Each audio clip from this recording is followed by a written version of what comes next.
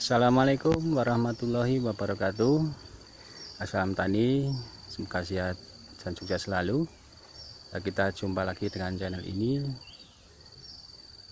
Sebelumnya saya ucapkan terima kasih kepada teman-teman yang sudah menonton dan mengikuti video terbaru dari channel ini, yang sudah subscribe sehingga mengetahui informasi terbaru dari channel ini. Saya ucapkan terima kasih.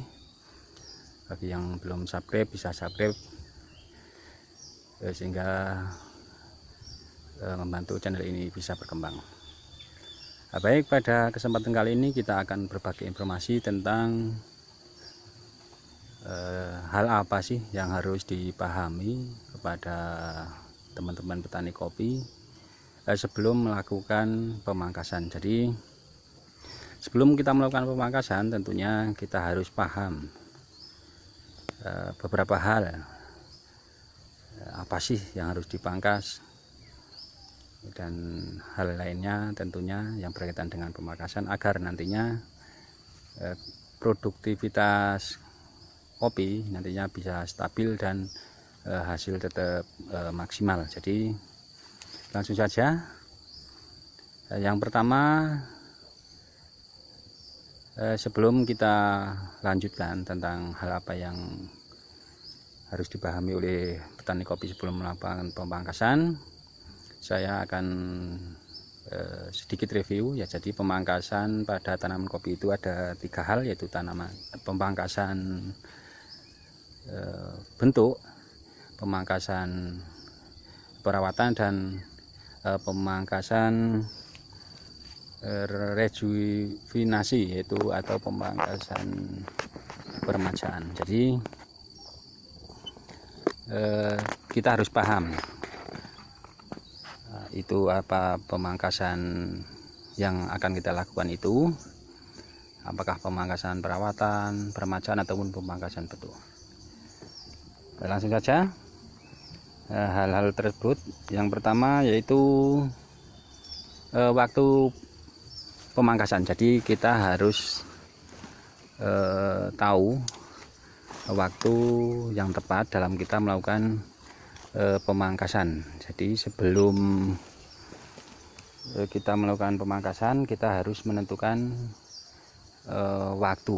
Jadi misalkan kita akan melakukan pangkas besar-besaran pada cabang ranting yang sudah tua, itu kalau saya biasa lakukan itu setelah pemetikan kopi. Jadi ketika kopi sudah berbuah matang dan kita memetiknya, jadi pangkas cabang atau beranting itu sekalian saya pangkas. Jadi nantinya harapannya tunas-tunas B0 atau cabang B0 yang sudah kita persiapkan itu bisa maksimal dalam menyerap nutrisi. Jadi kita buang cabang-cabang ranting yang sudah tua.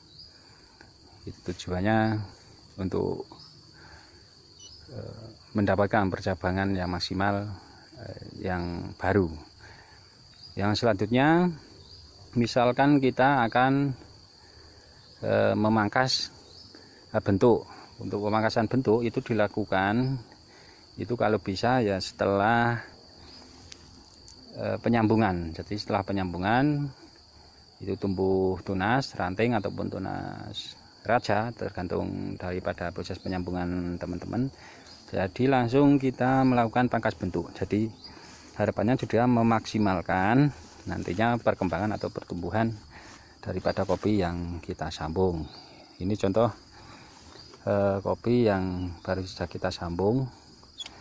Ini misalkan ada cabang-cabang, ini cabang cacing atau apa, ini langsung kita lakukan pemangkasan dengan tujuan pembentukan percabangan itu bisa seimbang, dan nantinya percabangan bisa tumbuh dengan maksimal dengan bentuk ataupun yang kita harapkan. Yang selanjutnya, ketika kita melakukan pangkas perawatan, jadi pangkas perawatan itu dilakukan secara rutinitas.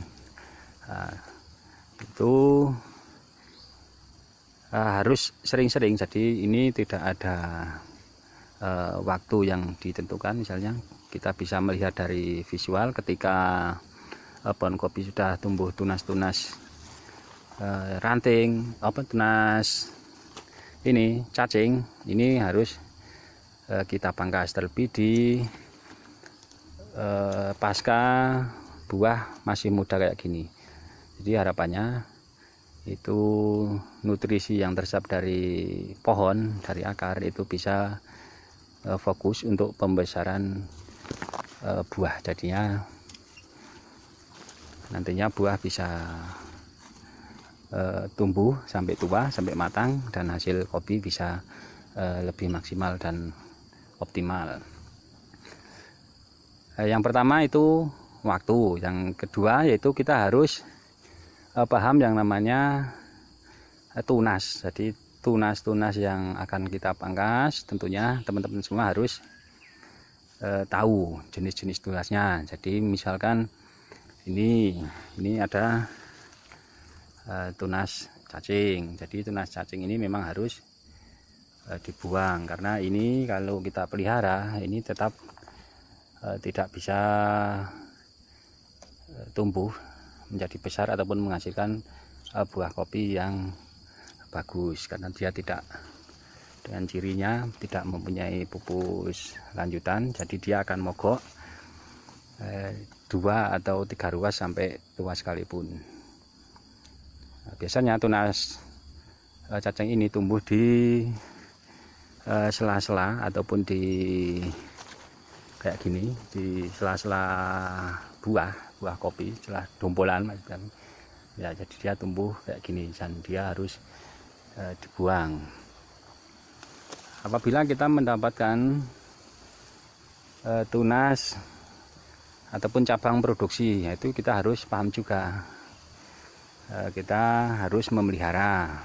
Untuk misalkan kita memelihara jenis percabangan produksi daripada kopi yang kita sambung, maka dia akan tumbuh di sekitar percabangan produktif utama. Jadi dia akan tumbuh, jadi bisa dipelihara karena dia akan menghasilkan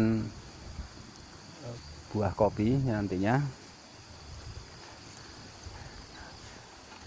Yang selanjutnya itu ada tunas raja. Jadi tunas raja ini tunas yang kalau saya biasa saya pelihara, karena menurut saya ini yang akan menghasilkan buah yang maksimal, karena dibandingkan dengan tunas ranting, kalau saya biasa memelihara itu tetap lebih maksimal tunas raja. Jadi misalkan kita mendapatkan kayak gini, ini ada tunas raja yang tumbuh daripada cabang tunas raja.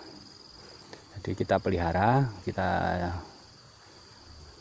jadikan bikosong untuk persiapan pembuahan di tahun depan, ataupun misalkan kita bisa digunakan untuk entres penyambungan. Jadi ini kita biarkan, jangan dipangkas ya. Ini ada tunas cacing juga, ini harus dibuang.